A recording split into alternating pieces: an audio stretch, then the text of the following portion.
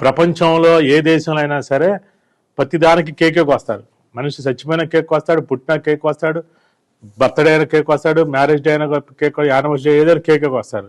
పండగ అయిన కేకే, జనవరి 1 అయిన కేకే, క్రిస్మస్ అయిన కేకే, ఏదైనా సరే కేకే. రకరకాల లవర్స్ డే రకరకాలు వస్తాయి, అన్నిటి కేకులే. మన ఇండియాలో అట్టా కాదండి. ప్రతి పండగకి మారిపోద్ది. చూడండి, ఉగాదికి ఉగాది పచ్చడి, షడ్రుచులు.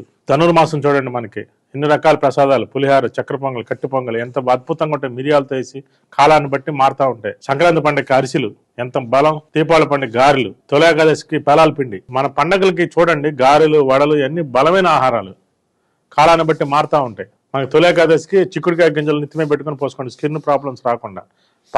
పండక్కి మనకి ఐటమ్ మారిద్ది.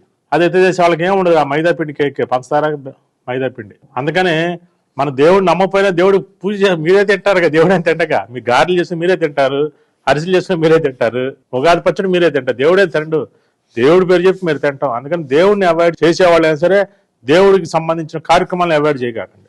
మీ ఆరోగ్యం కోసం, మీ స్కిల్ డెవలప్మెంట్ కోసం నేను చెప్తాను. వినాయక చవితికి ఉండ్రాలు తింటారు, ఆ పత్రి అవన్నీ కోసుకొస్తే ఏ దాంట్లో ఉన్నటువంటి సూక్ష్మమైనటువంటి మనకి మూలికలన్నీ మనం లభిస్తాయి. నవరాత్రులకి ఎంత అద్భుతంగా ఉంటాయండి ప్రసాదాలు. శనగలు, కొబ్బరి, బెల్లం, మరరాలు, అటుకులు, ఇవన్నీ ఎంత బలమైన ఆహారం. పప్పు బెల్లాలు అంటారు, దసరాకి పప్పు బెల్లాలు తింటారు, శనక్కాయ పప్పులు, మరరాలు, బెల్లం వేసుకొని.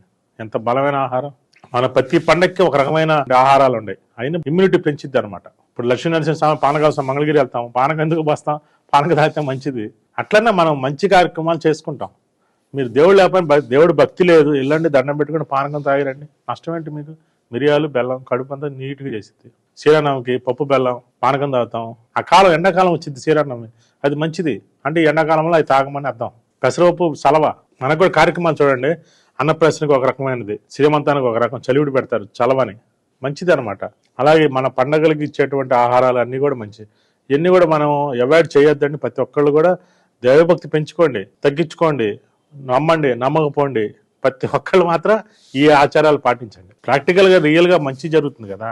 ప్రతి ఒక్కళ్ళు ఈ అవకాశాన్ని సద్వినియోగం చేసుకొని మన పండగలో ఉన్న ఔన్నత్యాన్ని పైకి తీసుకురండి, బయటికి తీసుకురండి. అందరూ నేర్చుకోండి, ఆనందంగా ఉంటారని కోరుకుంటూ అందరికీ నమస్కారం. ఈ వీడియో నచ్చినట్లయితే please like, share and subscribe.